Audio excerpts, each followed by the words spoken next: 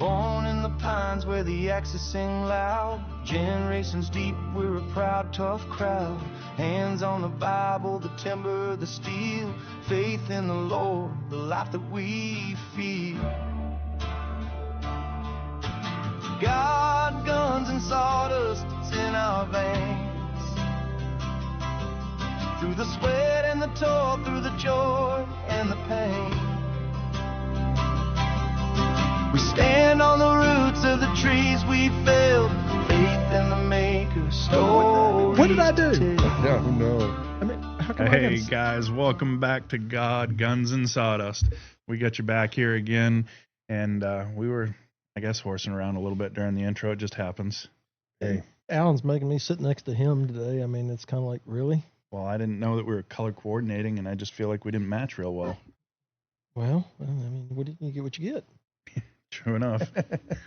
So, speaking about getting what you get, that's kind of the whole deal with self-employment too. And we were kind of talking about that on some of our little group round robin calls that we have in the mornings while we're all headed to work or getting ready to work. And it's not always as easy as what it looks like. So I guess that's kind of going to be what we're going to touch topic on a little bit here today. But first, I think we need to open in prayer. Yep. Open in prayer.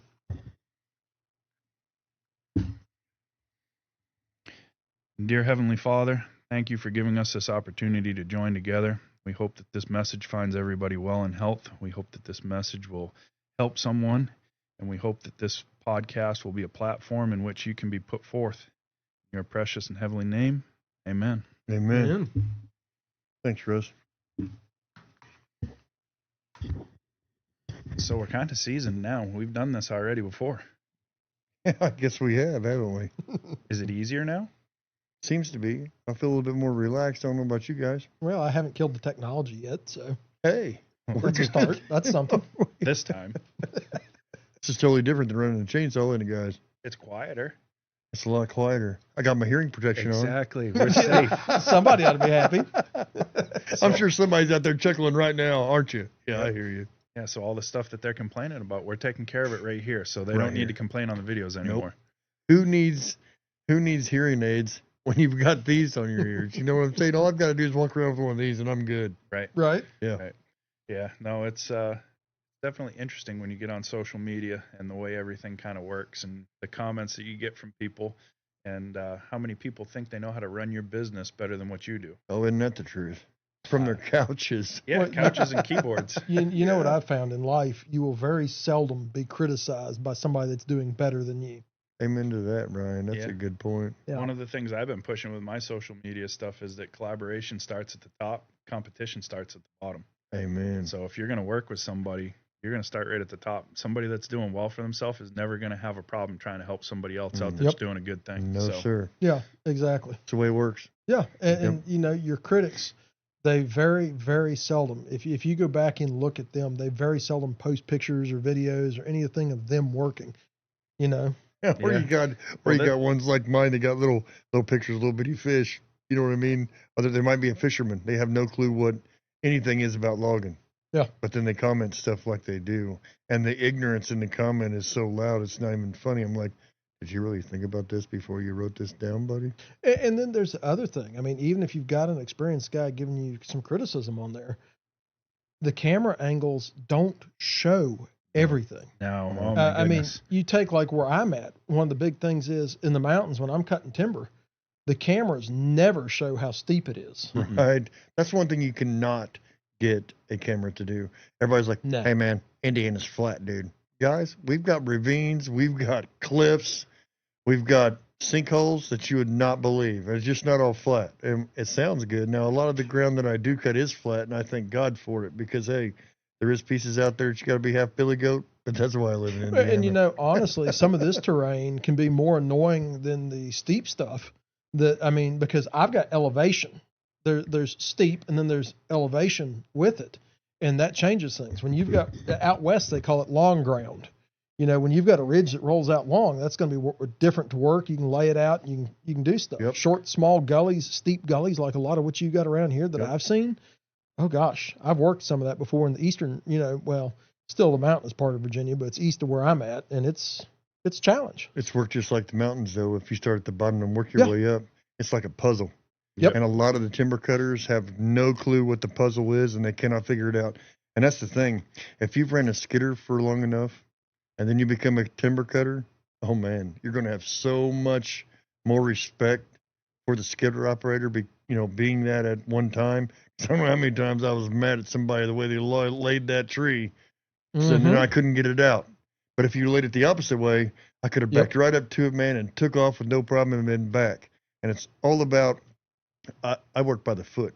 So if you're working production and you're needing that footage out, everything's got to be laid right to get it out so you're both making money. If you got to fight it for 30 minutes, that 30 minutes could be 2 more trees you could be getting out at the end of the day, which could be 1,000 feet. 1,000 feet adds up fast. And that's something I've seen a lot of times with inexperienced skidder man. They want to grab every stick that they can. A lot of times it's faster, especially if sometimes a timber cutter doesn't have a choice. He's got to lay something down a certain way to keep from breaking it or tearing up something else. True. And instead of trying to grab 2 or 3 trees that are right there, if he'll grab one and just come on out and go with it, in the end, it winds up being quicker and less damage. Yeah, I agree. Faster. That's what Grandpa always said. Go light, go often. Yes. Yeah. I mean, it's easier on the equipment. It's easier on the ground. It's easier on the wood. So it helps to preserve everything all the way around. And if you're being easier on what you're cutting, you're going to get more money out of it in return on the other end. So. And that goes back to taking care of your business. You got to think about all these things. You do, because every place you log is your future in coming back. Yeah. Especially here in the Midwest and East Coast, we don't have, a lot of us loggers do not plant anything back. And I know all of you are like, oh my word, you don't plant no trees, but you're cutting them down? Well, it's a totally different situation than West Coast, and people do not understand that. We take out the smaller trees so that, or the bigger trees so the smaller ones can grow. That's the way it's set up. In that process, low impact logging, which is where Typhoon comes in handy with their equipment. I mean, the less stuff you tear out, getting it out is going to be like the next resource for Green Bean when he gets older to log it. It's all a little pattern, and it's all in a plan, like it's circle. Yeah, we're all still young enough too, though, that if we do this right, we'll get one more cut out of these lots, and we'll be able to make our money. I mean, if we're going into taking low grade out now, we can save all that high grade timber for later on, and we may get an actual decent paycheck out of this instead of just going in and cutting out firewood and pulp. Right. Well, absolutely. And the other thing you were talking about, we don't replant back here. In hardwoods, replanting is extremely low success rate, and there's no practical purpose for it in most instances because the hardwoods regenerate from the stump sprouts anyway. Right. If you go back and look, you can walk through a forest after one of us has come in there and cut. You come in there a few months later, a year or so later, and there's all kinds of new shoots and suckers coming up off these the stumps. You're right. Same thing with like Alan when he's butting his logs off. If you get some butt rot or something like that, you come back in, those cuts that he butt off, they're going to be sprouts coming out of that. There's no stump there or anything, but they're going to be resprouting. So that's the regrowth. It is neat how it all works, really. I mean, it's again all in God's plan. It's the way everything. Now you can abuse that just like you can abuse anything else. And a lot of people get mad at the logger when they go in the job site and they leave, and man, there's nothing there. Oh my word! Did you guys see what Jim Bob did down there on the corner? Yeah, but you don't know how it worked. And a lot of the American people, a lot of the people around the neighborhood have no clue what happens. They blame the logger. Easy thing to do. When actually, and we've had this happen. You go and do the best you can on the job. You do the best you can. You get everything done. You don't skin anything up. You give them $30,000, the amount set, half of whatever it was. You're feeling really good about it. Everything went great. Job's done. Landowner walks up to you and says, hey, you guys did amazing. I cannot believe what you did, but man, we got to have more medicine for my grandma. So is there any way possible you can go back there and find me 20 more grand? You're like, 20 grand? Man, you're not going to have anything left, ma'am. Nope. You don't understand. This has been on our property forever, and my grandma's going to die. We want everything we can get, please. Yep. What do? Your equipment's there. I got cold chills like no other because you got to feel both pains. And it's very easy to drive by their place and look. Oh, my word, looks like a bomb went off in there. Yeah, but you don't understand the whole situation. In other words, don't judge a book by its cover. Yep. Find out before you start bad-mouthing any kind of company that's out doing that, because it could be the totally different situation that you're making the homeowner and the logger look bad when you do that to them, whenever you really don't know the whole situation. Yep. Yep, exactly. And that kind of goes back to that whole self-employed thing. You know, you don't know where the next paycheck's coming from. Nope. So if that landowner wants that land cut and you don't know where you're going next for the next job, guess what? I'm here. Let's cut it. Let's do what we need to do. And it's you work feeding together. our family. Yeah. I mean, at the end of the day, there's no plan B with this stuff. Nope. We're not working for somebody else. We're working for ourselves. So if this doesn't pan out, somebody's going to pay the bills still. Amen. You know, as a kid growing up, my parents, you know, our background is, you know, farming and logging. I'm a first generation logger, like we've talked about before, but, you know, with the dairy and whatnot, we had a big dairy farm, and, you know, when you're self-employed, it doesn't matter whether you're farming, you're logging, you're a framing contractor, a plumber. It's usually either feast or famine. Yep. So you when the work's there, you've got to get it. You got to. You know, the old saying, make hay while the sun shines. You got to get after it. I don't That's like not haying what I one heard. bit. I heard you like square No, bales. I'm not in that shape for that hay stuff. I'm all set Well, with round that. is a shape, Round bales are fine. The tractor picks those up just nice. right? Yeah, Round is a shape. Yeah. Yeah, It square is. bales. No, I'm all set with those square bales. I'm good. with you. I'm with you. Now, hey, I grew up. My grandfather had 42 head at one time of Belgian horses, and man, hey, the sawmill guys. My grandpa owned a sawmill, and the sawmill guys would come help him put hay up at 4:30 in the evening. Okay. Yeah. After they worked all day in a non-air conditioning sawmill, at the end of a green chain. $3 more an hour. They only gave him $3 an hour to come help them. And these guys were chomping at the bits. Couldn't wait to get on the trailer. I think the most they ever did in the night was like 1,500 bales. But That was from then till dark. That's a different breed of man back then. I Ain't mean, no lie. Grandpa's cut from that same cloth. Those See? guys, they just don't stop. They don't. They don't. I mean, if he knows there's logs there, he's there cutting. If he knows something needs to be done, he doesn't ask, does this need to be done? He just goes and does it. Those are the And I mean, they don't ask when the job's done. They quit when it's finished. Amen. And, Yeah. you know, that's what we're losing a lot of times now with workforce and with employees. And that's why small business is so hard, is we don't have those employees to lean back on that really take pride in what they do anymore. Everybody's entitled. They want X number of dollars an hour, and they want Amen. X number of weeks off. And what do I get for benefits? And, oh, I can't work on Tuesdays because Tuesdays I go here instead. And it's like, no, that's not how it works. Right. Well, and when you, as an employee, you know, I think all three of us here have been on both sides of that fence as an employee and an employer. At 5 o'clock, you usually go home. Mm-hmm. If you're the employer, You're not you don't going get to do home. that. No. I mean, that's your life. That's it. And, you know, a whole lot of times for employers, it's very stressful. If you've got really good guys, you're sitting there like all this bad weather that you've been hit with, Alan, where y'all been out of the woods for quite a while. Man. It's you're sitting there going, oh my gosh, I've got, you know, it's not only my family I've got to feed. I've got 4 guys. I got 4 families besides Definitely. mine that depend on me. Yep. And I've got, you know, the banks after me for this equipment. You know, I've got these 4 families plus my family. You know, what am I going to do? How are we going to do this? There's a lot of times they get a paycheck and you don't. Oh, Yeah. amen. Especially in this business. Yep. Yeah. And I'll tell you right now, if you're self-employed and you got a group of guys that are working for you, if you want to find out who's working for you to help you and who's there for a paycheck, all you got to do is ask them, hey, can you wait a couple of days to get paid? I'm waiting for some invoices to get paid from customers. Checks haven't cleared yet. The guys that'll say no problem, or hey, what can I do to help? Those are the ones that are there to help you. The guy that blows his lid because he's going to be 2 days late on his paycheck, he's there for the paycheck. Yeah, he ain't there for nothing else. And I mean, I've seen that time and time again with my own business and with other businesses that I work for. And you don't really realize what's going on or who's working for you until stuff starts to get hard. And then it's like, hey, wait a minute.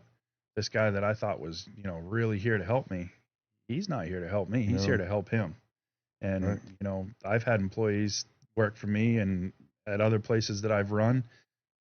You don't need to pay me. What do I got to do? You know, this is my job, my livelihood too, you know, and they treat it like their own. And when you find somebody like that, it doesn't matter what business or what line of work you're in, you treat them right and you use them well, because you don't find those employees anymore. Oh, Yeah, man. you take care of them. Yes, when you find one, man, Yep. you got to pat him on the back and say, Yeah. hey, buddy, what you need? Well, I mean, they're worth the, Especially today. you know, at that point, you know, I think that's one thing that Americans are really fed up with, this whole corporate America structure that we've had the last couple of decades, the corporatism and whatnot. People are pretty well fed up with it. Yep. and Go back to mom and pop. Amen. And, you Yep. know, a whole big problem for mom and pops is a lot of the regulation and stuff.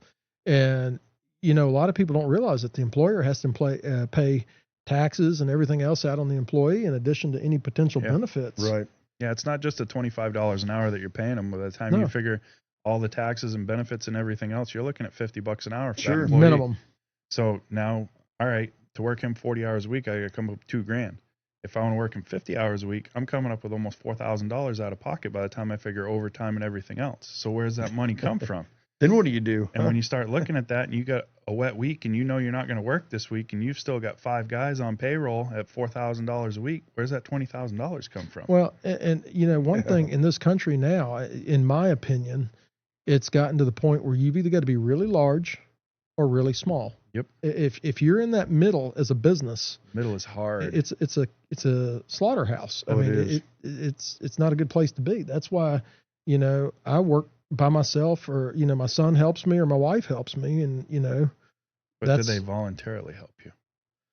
well, you know, it just depends on how they How nice you ask. right, Yeah. exactly. Uh-huh. You know, Hey, I know what you guys are talking about. You know what I mean? And hey, our wives help us out a bunch, especially. Oh, yeah, they do. And we are going to have a podcast. We will have a podcast about our ladies and how much they help us. Logger wives. Oh, are we the need to. best oh you yeah, can my imagine. wife, she's the first couple of years we were married, she was shoulder to shoulder in the woods with me logging, and I mean, she was running skidder. I would do the chainsaw work, and she would pull cable, and she would sit there and set her own chokers, pull her own turns. I mean, we ran cattle, hogs, and I mean, she hayed.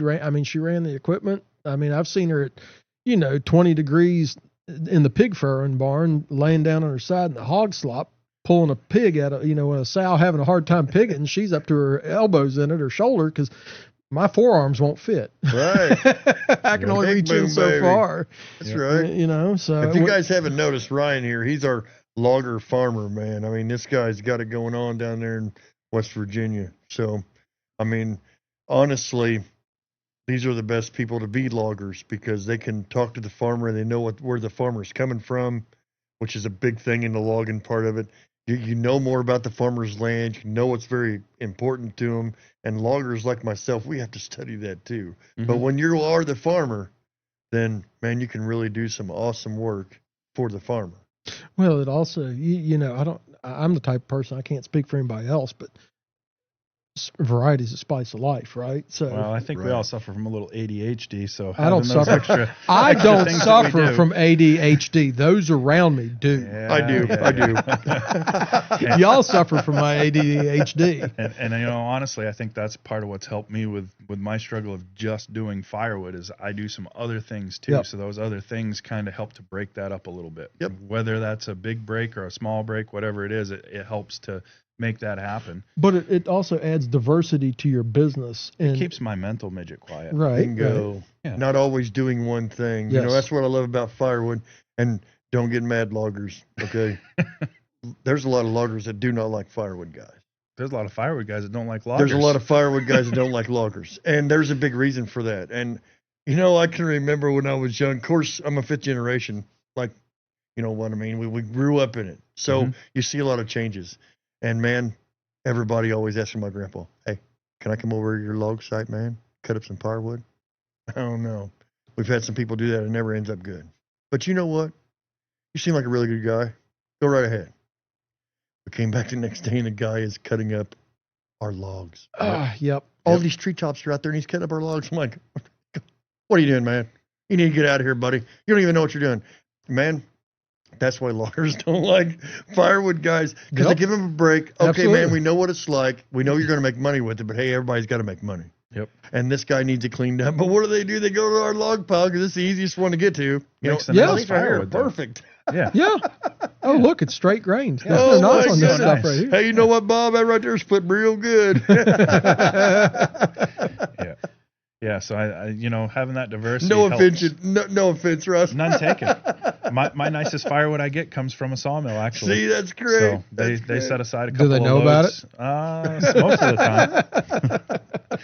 Yeah, so they set aside a couple of loads a year for us. They pick them out as they go because it's actually one of the companies that I work with, Defect. PV Manufacturing, And, you know, it may be a defect log, or somebody will slip an elm log in with their ash logs, or it might be a maple log that got snuck in, or whatever it is, but they're all still really nice straight logs. So it's the nicest firewood I get my hands on all year. I look forward to those 2 loads. So I can understand why they go and cut out a log pile, but myself, having done a little bit of logging too, I'm not going to cut my logs up into firewood. No. Strictly talking about firewood, guys, you know, I mean, if you have the equipment to pull the trees out, it's great. But I mean, like in the situations like you're talking about, and like you have talked about, a lot of people in Maine buy their firewood, if I'm not mistaken.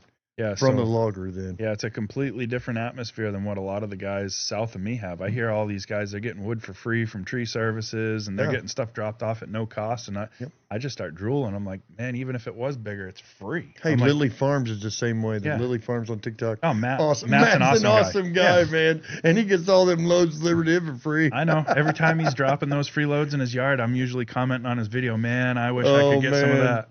But I mean, even just 2 hours south of me, you've got Allen Family Firewood. They're a pretty big YouTube channel. They get all their wood for free for the most part. That's awesome. But throughout the course of changing his business and evolving, he's paying for his wood now, because the free wood they were getting, he was having to go travel to go pick it up.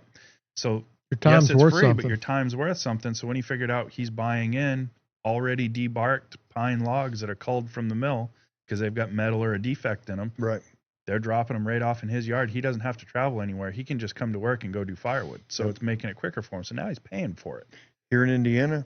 So it's really good for I know 5 of the guys that I grew up with, DNS Tree Service being one of them, awesome guys out of Belleville, Indiana. But they can actually sell a dump trailer, 12-foot full, for $120 with, logs. Whatever they can get in there, they can take it to the guy and they'll buy it from him for $120. I'm thinking, man, we never seen that before. Yeah. Before you couldn't even get rid of the stuff.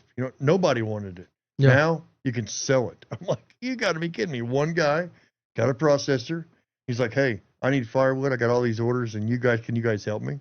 He just reached out to the tree service guys, and boom, there you go. And he started buying it from them. He's like, no, you can't have my firewood. I sell it. You sell it? Yeah, I don't even have to touch it. I was like, are you kidding me? No, they buy it from us. $120 a dump trailer, and I'm not taking nowhere but them because it's 15 miles away. It's a no-brainer. Well, I remember years ago when I was doing tree service work, you would have to pay, I think back then, if memory serves me correct, it was like $50 a ton. Yep.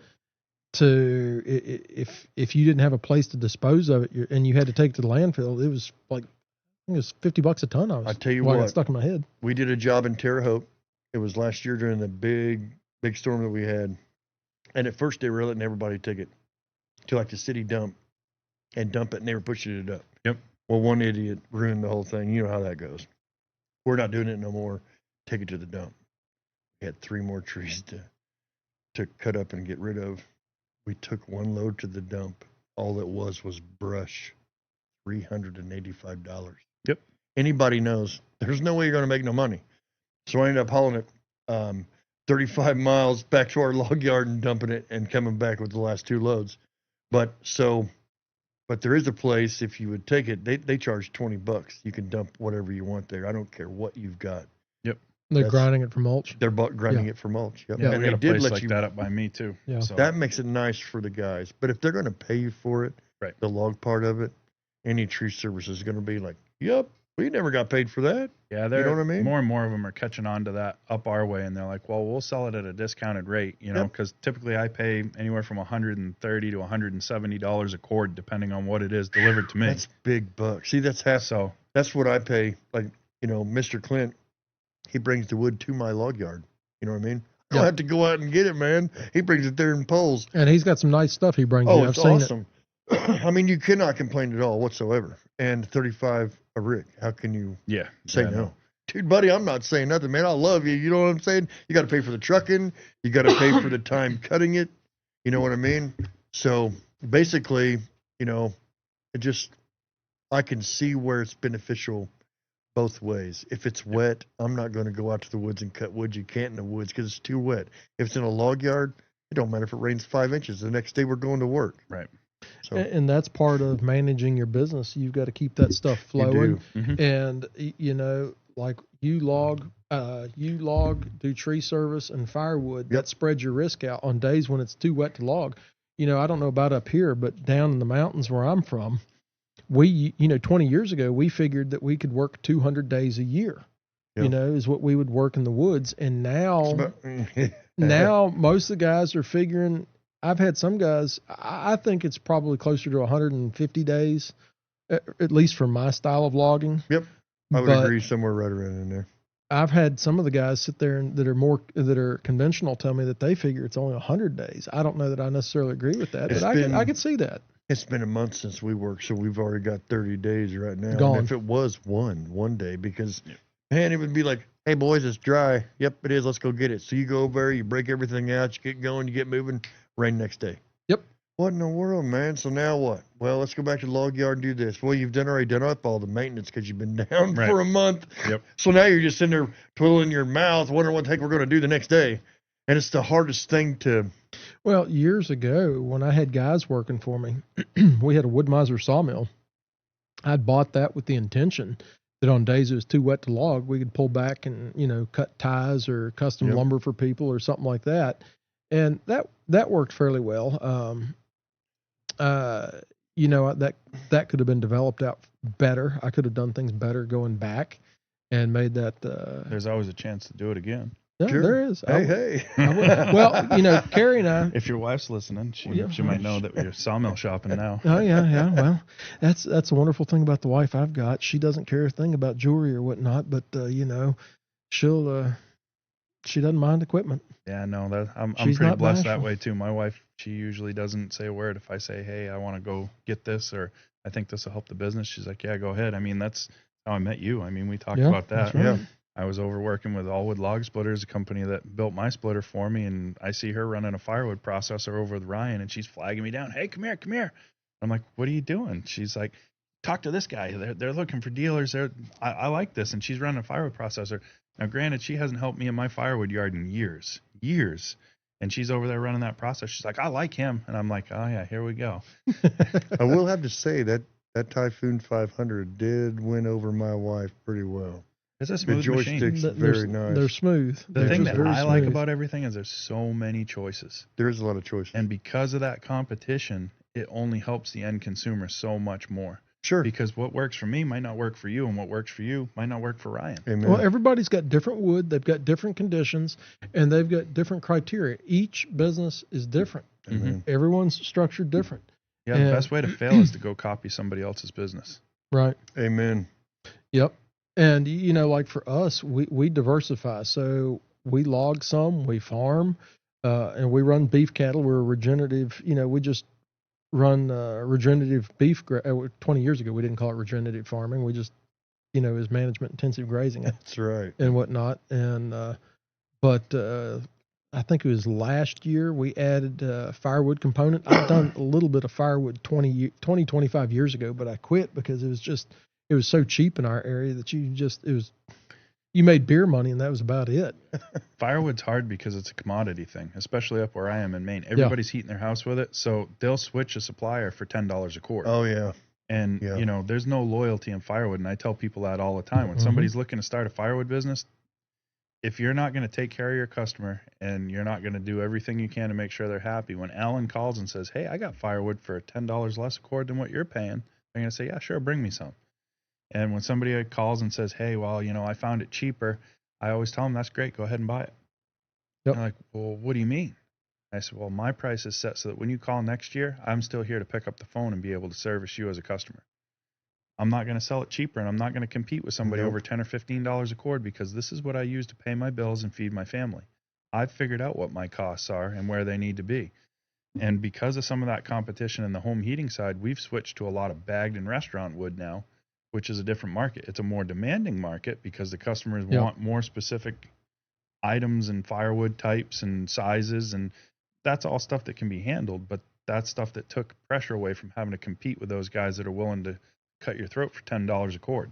Sure. I mean, again, that's one of those things that if we all work together and everybody in the area says, hey, look, we're all going to sell firewood for $320 a cord, there's plenty of firewood business to go around for everybody. Man. That's plenty. no joke. Yes. So Well, the thing is, everybody's got different costs and whatnot, and we've all got to make a living in this world. It's like, we say in our area, we've all got to make a decent living, but a pig gets fat and a hog gets slaughtered. In other words, don't get greedy. Right. You know, Can't get greedy. And I mean, That's for if sure. you look at somebody that's got you got to make a decent living. Yeah, you look at somebody that's got a brand new setup, brand new processor, brand new delivery trucks, brand new this, brand new that. They got bills with that. They got a payment. Somebody had to pay for that They stuff. got a payment. So they're going to grind. Yep. If they figure that they're going to cheat it with volume, they'll drop their price $20 a cord because they got brand new equipment, and they're going to run it hard. They're going to run it. And they're going to try to run you over with it. Yep. Sit back and weather the storm. If you're happy with what you're doing and you got a decent product, sit back and wait. And I do it all the time. I've seen it so many times in the amount of time I've done firewood. These guys will come in and they're like, oh, yeah, I'm going to do firewood. We're going to sell 3,000 cord a year. And they'll come out like gangbusters for the first year and a half. And that's all you see is their trucks going by. And it's not easy to sit there and see that truck go by all the time while you're, putting away with your orders. But then all of a sudden, you start hearing less and less, or you start hearing more and more complaints about that other person because their quality's gone away, or because they can't keep up with what they got for orders. And all of a sudden, that cycle starts turning back. And all those customers that you lost before, when they went and tried them, they start coming back. And they're like, hey, I know we haven't bought from you in a year or in a couple of years, but still wondering if you're doing firewood. Yeah, we're still right here. Because a lot of these people, they can't do what we do. They It's think work they can. every day. Oh, yeah, they think they can. And it's almost like the people that work for you. I've had so many people. I mean, a handful. Ross Taylor, oh, my goodness, man. He would show up to work every day and work I don't care if we spent 18 hours. He was right beside me. I was like, man, why in the world are you beside me this whole time? You don't never complain or nothing. Man, you're right here too. Yeah. I'm not here by myself. Yeah. Your employees is who make you. Oh, yeah, absolutely. And that's the thing about it, though. If you show them, pay them attention, and you tell them good job, and you're doing great, they're gonna die for you, man. Yeah. But a lot of the people, those right there are very few and far between in firewood. I can't tell you how many times you pick up a guy, he's all big boy, you know what I mean? Oh, He's I've going to seen be it the so many best. times. Hey, man, I'm going to be tough. I can do this. They work all week. You know what they say at the end of the day when they get their paycheck? At They're the end of the done. week? No. And I cannot believe everybody's been quitting. Dude, I'm pumped. I'm ready for this. You know what I mean? Cool. See you next week. Monday comes, gets a little bit they don't show tighter. up. Oh, it gets hot. No, he's there. We work all week again. At this time, I had a little commercial log splitter with a 4-way on the log lift, but a little bit of the bigger pieces were away from it. And I never will forget, I came up on that Friday to pay him. He goes, hey, man, I don't think this is fair. I said, what's that, buddy? He goes, you're having me pick up these big old pieces and bring them over to this wood splitter, and I know I'm a big guy, but you can't even pick these up. Because I'm just a little guy, you know what I mean? I walked over, picked that thing up over my head 3 times and benched it and threw him back over. I said, hey, buddy, I would never tell you nothing I wouldn't do. Right. You see what I'm saying? So a lot of people can say they can do it, but then when it comes down to it, like you're saying, oh, they did it for a year, but dude, did you see that, man? I worked my butt off. I mean, how in the world's Russ doing that over there? He's might have a little bit more stamina than you. How much do you have? Your product, if you've done everything you're supposed to do through the years, It'll it's like sell you itself. said, they will come right back. Yep. And a lot of them will not leave. I know in Indiana, if you make sure that person has what they have to have every year and you're there, a lot of it is you're there when you're saying you're there on time. Yep. Man, and I have a hard time with that. Sometimes I could put too much in a week and I'm like, oh no, I'm really sorry. It's going to be tomorrow evening, not this evening. I know I've already delivered 34 Rick today, but I thought I could get you in and I couldn't. Yep. Communication is key. Not calling people and not having, that's the worst thing you can do for your business. That's really hard today is across the board. A lot of people, they don't get back to you. They No. don't. And they can text too. They can't just call you. They can text you too. Well, they don't get back to you. And then another thing, I mean, you get down in my area and other areas I've been where I've talked to people. I don't care what contracting field you talk to. Somebody will say, I need you to come out and cut a tree for me. Hey, Alan, I need you to come out and can you do this tree? Oh, yeah, sure. You don't ever hear anything back from them. They won't tell you no. Just You're tell right. me no. I'd rather hear no. Folks, if you're doing that to your customers, if you can't do the job, in a timely fashion or whatnot, or there's one reason or another, just be honest. Yeah. That'll get you a lot further. They'll respect that. But if you say you're going to do something and you don't follow up with it, or you don't, like Alan was saying, call them back, stuff like that, you're done. Yeah, and that kind of goes with that whole little phrase that a customer will become a friend quicker than a friend will become a customer. Amen. Yep. I don't know how many times I've had friends that, hey, I want to buy a couple cord of firewood. What do you give me for a deal? Yeah. Well, I'll tell you what, I'll let you pay for both cords. And they're like, well, no, what do you mean? And I'm like, it's no less work for me to do firewood for you than it is to do firewood for you. So Right. why are you getting it cheaper? Well, yeah, but we've known each other for forever. And I've been doing this for forever too. And it's not getting any easier for me. Right.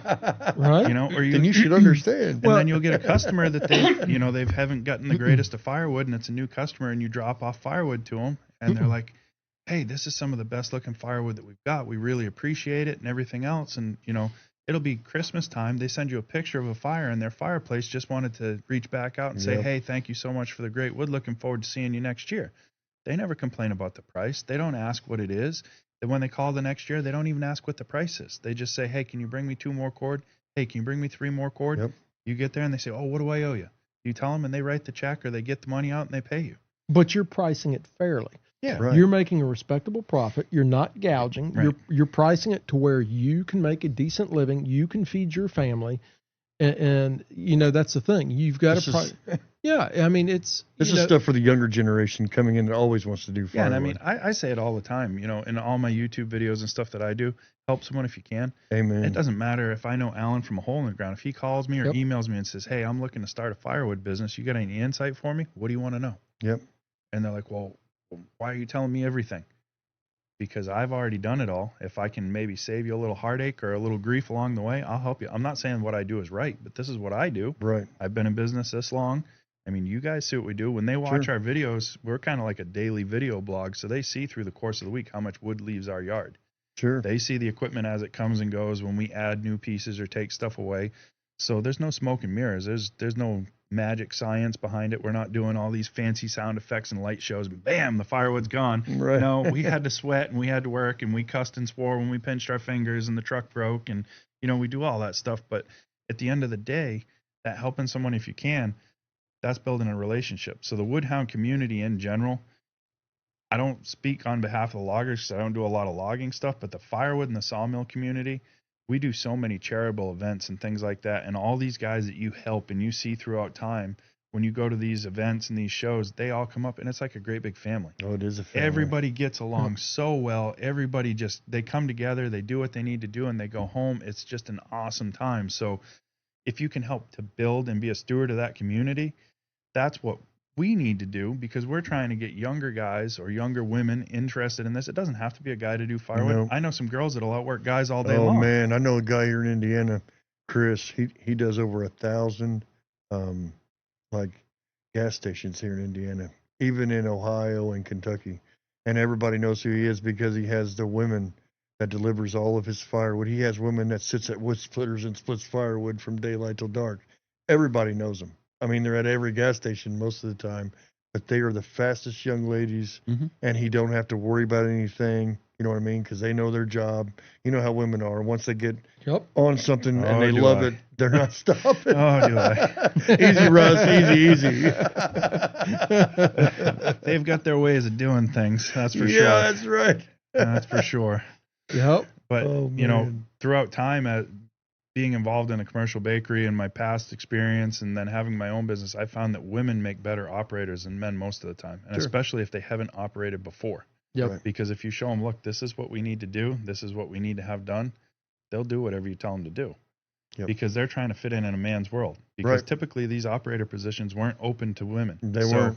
Now they're trying to get into that position, and if they want to do it, they got to produce. So if you show them what they want, they'll go ahead and they'll do it. Some of the best operators I ever had when I was at the bakery were women. They'd run circles around the guys. Yep. So, you don't judge a book by its cover. No, you do not. That's the worst thing you can do in this occupation. I mean, that's just like little Kevin that helps me. He's 110 pounds soaking wet. He'll work circles around anybody 3 times his size all day long. And he'll do it with a smile on his face with a cigarette hanging out of the corner of his mouth. Even though he's not supposed to be smoking, but he'll still do it. Yep. you know, and we went to Hope last year in Pennsylvania, and one of the guys, Matt from Lily's Farm in Firewood, he felt bad because he saw Kevin lugging all the rounds over to the splitter like he always does for us. And he goes, "Hey, will the little guy run my splitter?" I said, "Yeah." I said, "He'll run whatever you want." He told him, he said, "Don't worry about those guys. They're big. They can handle their own." He said, "Come over here." Next thing I know, Kevin's running his splitter, and he let Kevin run it the rest of the day. And, you know, Kevin, coming from the background that he's at, he hasn't had a whole lot his whole life, you know, and he's really appreciative of everything. And the Woodhound community for him has been something really awesome. So to see him running that splitter, he had a great big old smile on his face. Awesome. I still got a short on my YouTube somewhere. I was like, "Hey, Kevin," I was like, "that splitter's the wrong color."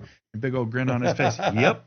And he just running handles. I mean, that's cool. But it's one of those deals where you got to really be appreciative of what you got. And if you got somebody that's willing to put in the work and do good by you, use them as best you possibly can. That's true. Well, you know, I've a lot of times over the years when I've hired people and whatnot, I've preferred to get people that didn't come from the background that we were working in. They don't have those bad habits. Yeah, they don't have the bad habits, and you can teach them. And I've got a young guy that's come to me now. He's in his, I don't know, mid-20s. Poor guy. Does he even know? No, he doesn't have a clue. He has no clue. But he wanted to learn to be a climber. He has no clue. He said, "Ryan." And you're putting him in a tree. Yeah, absolutely. Oh, boy. I'm still not getting in a tree. He's probably, well, why not? Because I'm too tall to be a climber. Oh, no, you're not. If I go 6 feet up as tall as I am, my knees start knocking. It sounds like Woody Woodpecker, and he ain't nowhere around. But you got less steps to get to the top. Yeah, that's right. I don't cut trees on ladders neither. I put cable in trees to pull them over. That's all I do, Come man. on, what can possibly go wrong with a chainsaw and a ladder? Have you ever seen them videos? Yes, those are great. Those videos usually make my knees hurt, and I can't watch the whole thing. I'm like, well, yeah, but it's like watching a train wreck. You can't turn away either. I got to turn away because I know how it ends. Especially when they're all in a row. But think of how much money they saved because they didn't have to hire somebody. Yeah, well, that's true. That's just it. That's true. And I mean, Alan and you, tree guys work cheaper cheaper than surgeons. Yeah, they do. But this young guy, he's a deputy in in our local sheriff's department. And he's wanting to yeah, there you go. I told you, me and electronics don't get along. I'm not saying I'm the dumbest guy in the world with electronics, but I'm praying to God that guy doesn't die. So this guy, he's wanting to learn to climb, and I told him, I said, "I'll help you." So he's got all my climbing gear right now because I don't climb anymore. Unless you count round as a shape, I'm not in the shape to climb anymore. I mean, I could if I really wanted to, but you know, You just better hope you can go retrieve him when he gets stuck up there. Well, he was mouthing off the other day. I was teaching him how to climb on a double line technique, and he was starting to get a little snippy. And I sit there and tied the rope off the running end of his rope. He discovered he couldn't descend. He's like, "What'd you do?" Said, he's about 50 feet up a white oak. He couldn't come down. And he's trying to teach me how to climb. I don't think so, Tim. So, but yeah, no, it's attitude's everything. I mean, if he's willing to learn, he's willing to put in the effort. He's a good solid kid. For somebody like the one of the three of us to teach somebody that's actually willing to learn. Yep. Well, if we don't, I mean, how did we learn? You know, for me personally, getting into logging, hard knocks. Yeah, nobody wanted to, as a first generation logger, nobody wanted to hire me because I didn't have any experience. So I had to learn myself and teach myself until finally I found an older gentleman, Waitman Wade, that really taught me a lot. And but most of us get into these kind of things. Somebody, older person will come in and mentor us into this. Sure. Mm-hmm. And I mean, all three of us are at the age now where it's our turn to pay forward. What? Speak for yourself. Well, yeah, you are the young one in the group. I know. You are the young one in the group. You are the young one. He is. He's the baby. I am. That's why he's got the beard too. Yeah, you don't want to see it without the beard. It's bad. I look like I'm 60, but I'm really only like 4 years older than these guys. You know what I'm saying? Right. Well, they call this wisdom. I call this nervousness. Right. Well, my wife's Stress. only seen me clean shaven one time since we've been married, and that was when I worked in the oil field briefly.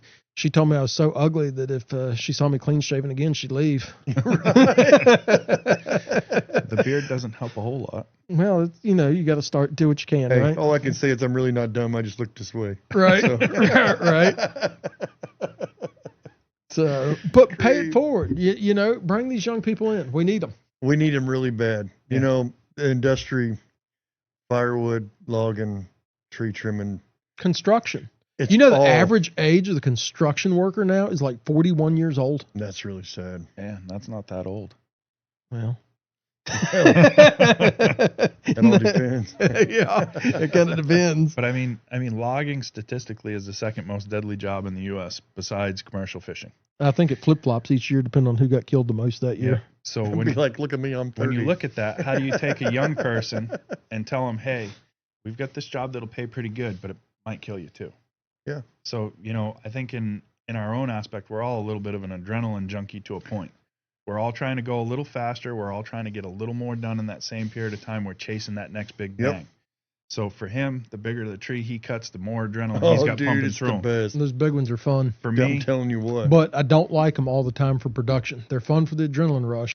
Oh, I do. Well, yeah, but If I cut one of them trees, that's $75.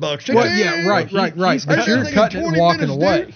dude. You're cutting it and walking away. I I'm am. cutting See it ya. and getting it out too. You got to get it out. Yeah. Now, see the big dog, which Colin, he's the one that runs the skidder. Of course, a lot of people think all this equipment is mine and all these videos, and it's not. I'm just a dumb timber cutter. You you're know a what I hired mean? gun. I get paid by the foot. That's what I do. A lot of people don't. Man, what's up with that jack? Well, that jack's not mine. It's my best friend's. You know what I mean? I work with my best friend. I'm very, very privileged there. And let me tell you something. There's a lot of loggers out there that's going to rip you off as fast as they look at you, man. And there's a lot of them that's going to be. There's few that's honest. And if you go through your life and you find one of them honest people, man, You hang on. you find something. Yep. I'm telling you. You touched on something real quick right there while we're there. So one of my personal pet peeves, you were talking about honest loggers and whatnot. Everybody says you got to have a consulting forester. I've known just as many of those that'll rip you off. Yeah. If you don't know about your timber, take a little bit of time to educate yourself. Right. You know, Yep. There's just as many, in my opinion, consulting foresters that'll do that as there are loggers. True. Yeah. Hate to tell you that, but You can only sell your timber one time. It is the cash crop, as you can say, to a lot of people. There's a lot of people out there that sold their timber. There's a lot of people out there haven't even sold a dime because they're scared to death of the logger. And I can totally understand that because Rightfully I've so seen in some really, aspects, yeah. you can only sell it one time. So sometimes that can be anywhere from 30 to 500 to $1 million timber sale, depending on what kind of timber you have. 30,000. Yeah, 30,000. I'm telling you what, it could be big bucks. But what I see happening up by me is you'll get a big mechanical crew that Yep. can come in and flatten 100 acres in 3 weeks. Yep. So instead of telling you what they're going to take out for wood, they're going to walk up and they say, Alan, here's a check for $30,000. We'll go cut that lot. You need money right now. That $30,000 looks great. You're like, yeah, great. I'll take it. Yep. Well, meanwhile, if you'd gone to a little guy like Ryan, who may take 3 months to do it, 4 months to do it, you're going to get 3 times the amount of money. Exactly. Because he's going to use you honest. And you're going to have trees standing up. Right. Which everything's coming to mechanical logging. That's where we need the young people anyway. Yep. I mean, I know the guy that I worked for went out and he bought one here just a while back with the Dinglehead, Ryan Dinglehead. It's a smaller one. But if you learn how to run them just right, and the way the Dinglehead is, you can fall them just like you would your regular timber. Yeah, you can cut You pretty still good get size them on the tree. ground. 30, I think you said you inch. can. I think you said you can throw to 35 or 35 36 on that one. It's got a And it's a 42 bar inch bar. saw. Yeah. Yep. It's going to take away from me, but I want to actually learn how to run it too. Right. That's right. I'm going to learn how to run the devil. But I've always called it the devil because it's taken jobs like mine away from men a Mhm. lot. Sure. I will always do low impact logging because when you tell your neighbor you're going to manage their timber, you can't go in there with a humongous knuckle or, a humongous skidder. I like to use that little green bean skidder, you know what I mean? Like That Clint's 208. got. Oh man, Yeah. we did a walnut job. Man, they didn't even know we were even in there. Yep. That's what I like. And then they go to the coffee shop and say, hey, you know what? TKP to come out and done my job. Dude, I couldn't even tell they were even there. Now you just bought his neighbors. You get what I'm saying? Yep. It's called honesty. That's what the younger the people need to see. If you're honest with the people, you tell them what you're going to do and you do it. And the point is you do it if you know you're going to lose money. That's where a lot of Yeah. people wrong. Old It man- doesn't matter. You got to own up to it. Old man taught me one time when we do business together, if I lose my butt, that's how it is. If you lose your butt, that's how it is. This is what we agreed to. This Yep. is what it's going to be. How it First is. track of timber I ever cut, first real boundary I ever cut. Because up to that point, I'd done little tiny jobs, an acre, 2 acres, something like that. This was a 30-acre boundary laid beautifully for the mountains. and 80-some-year-old man owned it. I think he was in his early 80s, widower, and I looked at the timber with him and agreed to cut it, and we agreed on terms right there on the spot. And I looked at him and said, "Well, sir, I'll go back and I'll work up the contract. I'll write it up and bring it back." He goes, "No, you won't." You know, I was kind of stumped. I was like, "I thought you wanted me to cut your timber." He goes, "I do." I said, "So what am I missing here?" He said, "Son, it's like this. If your word and a handshake are not good enough and mine aren't good enough for you, we're not doing business." Old school. Old school. Old school. And most of the timber Going by I've the wayside. most of the timber I've cut's that way. Yeah, you know, Amish. people don't, it's, and that's the way business used to be done. A lot of the Amish here in Indiana the same way. My dad and I went and got a job over in Greensburg, Indiana. Big Amish settlement over there. They ended up moving to Mays Lick, Kentucky, but we ended up logging their whole family's place over one job.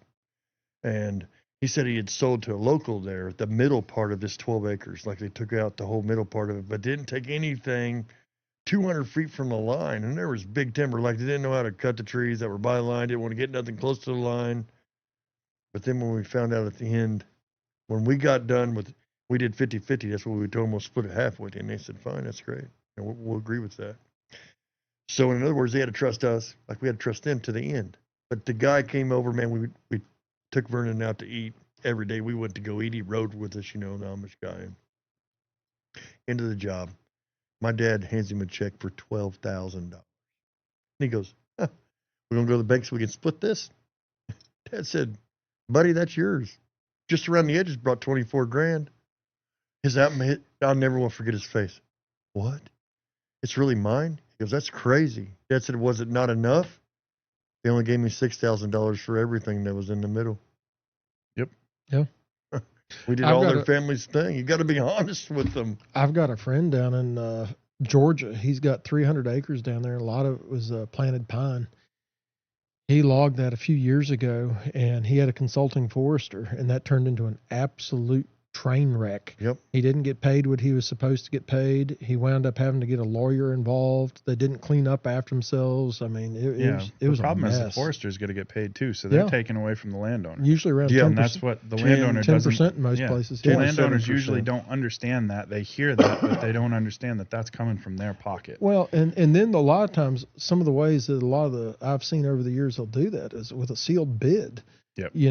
It's kind of like reverse housing contractor. You get 3 bids to build a house. Right. The highest, the low bidder has got to cut a corner somewhere a lot of times. Yep. I know it's all sealed bids here too. And when they have one of them, the benefit that you have with a forester is if you trust a forester, he's a good forester. Mm-hmm. He's going to get everybody and his brother that he sits down and eats coffee with and sends stuff to come look at your trees. Yep. And that can be a good thing. It can be, absolutely. But you're going to lose automatic 7 to 9% of whatever your value is right off the top. What did the forester do? Number one, he knows the people that you don't. Right. Number two, he took the time to mark your trees. And unfortunately, and I do not mean all foresters, so please No, there's not. very good ones. Yes. There are some very, very good ones. The point is, I think what we're both trying to make is Do your homework. Do your homework. It's both sides of the aisle. It is. You can catch the forester totally off guard. You can tell a good one from a bad one if you've done your research. If you've grown your crop, as long as you've owned your place, it's a crop just like it would be as a corn or soybeans. It just takes a whole lot longer to grow. Yep. And if you play your ball game right and you have that, then it's a resource, unless a tornado or something takes it away and damages it. But I mean, these are just small pieces of the big puzzle that we have to deal with every day when we're trying to navigate and run businesses. Amen. And, keep food on the table, make sure that the bills are paid, working around weather, working around all the other things that come in contact with all this stuff. And, at the end of the day, you've got to be able to lay your head down at night, shut your brain off, know you did what you were supposed to do, and know that you're putting your best foot forward, because tomorrow you got to get up and do it all over again. Amen. So, and stay alive doing it. Yeah. I mean, the best way to get hurt in the woods is to hurry. Yeah. That's it. Or no joke. not have your head in the game. Yeah. If you don't have your head in the game, when you go in the woods in the morning, you're asking for it. My grandfather always told me it's not a matter of if you get hurt, it's when. Because if you're working in the woods long enough, you will get hurt. Oh, yeah. And it's going to happen. I mean, I've been hurt in the woods. Alan's been hurt. I'm sure you've been hurt. I've dislocated ankle, broken some bones. Yeah. I mean, it's going to happen. So those are one of the things that we have to deal with out there. And, it's a different set of risks for each one of us because we're doing stuff a little different. You just brought up something for the next podcast. Absolutely. The injuries on the job. Yeah, those are always fun. And workers' comp rates. Oh, man. I know we need to talk about their next guest. The guest we'll have here on this next podcast will be Clint Sturgeon, Mr. Clint. Yeah, he's a great guy. Oh, man, he's awesome. He's cool, and, dude. Really old school logger. He's taught 3,000 people how to cut timber. I mean, I'm very, very pleased. That was with Game of Logging. He was friends with Soren Erickson. Yes, he was. Yep. One of the best. Yes. And he's taught me a whole lot, guys. I know he showed me stuff with wedges that I never knew. That's the thing about logging. We can all learn from each other. Hey, that's the only way you become a master logger is to take everybody's way of doing things, put it together with one of yours, and then tweak it a little bit. Guys, I'm telling you, there's no tree you can't cut most of the time. And that's the goal. And I know it's been really exciting. Second podcast. I don't know about you guys. This right here is a pretty good time. We got a lot of stuff out there for everybody, didn't we? Yeah, I think we did all right. We hit pretty good. We had a few squirrel moments. It happens. It's what keeps it interesting. That's right. It is. We could not do this without the faith that we have in our God. And we're so thankful for the resources that he gives us to do this. Yeah, well, I mean, we've got a platform. We've got a group of people that are wanting to hear this stuff. So, I mean, it's a chance for us to put what we have out there. It may not be the best knowledge in the world, but it's our knowledge. That's right. A lot of loggers don't, traditionally loggers haven't talked and opened up about these things because how are you, for the most part, a guy was asking me the other day about it, and I was like, well, it's kind of like this. How are you going to relate to somebody that's, and this is no disrespect, but how are you going to relate to somebody that's worked in an office all their life? They've never sat around the water cooler and, watched a 2,000 or 3,000 pound log smash their friend brutally to death by the water cooler. Right. What I mean, or, they've never seen somebody helicopter lifted out of the woods, out of the office. I mean, how do they relate to that? Right. And, part of them are convinced that we're trying to destroy the planet. Why are we going to cut ourselves out of a job? Right. Exactly. We destroy this resource and we don't take care of this. We're out of a job. Yep. That's a big boom, baby. Well, hey, y'all make sure you guys tune in next Saturday for the next podcast. This is going to be every week, Saturday night at 8:00. So I know Mr. Clint can't wait. It's going to be a good time. He's a cool dude. I like It'll be Clint. awesome. What you got? But, it's like I always say, a little bit every day goes a long way. Help someone if you can. And that is a big Indiana boom, baby. That's pretty cool, guys. Yeah. A lot of fun.